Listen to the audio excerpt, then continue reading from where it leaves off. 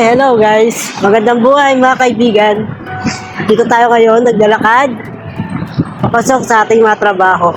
Kaibigan, magandang buhay sa inyo lahat. Magandang kaligayahan at masayang araw sa inyo lahat. Patuloy natin yung panan ng ating trabaho ng maayos. Huwag tayong gagawa ng masama, huwag tayong magnanakaw. At yung kinuha mo mga bagay na yan, hindi yan magtatagal at masisira din yan. Yung mga kinuha mo mga bagay, hindi mo pag-aari, pag na pinag-interesan mo, kaibigan, malaking balik sa'yo yan.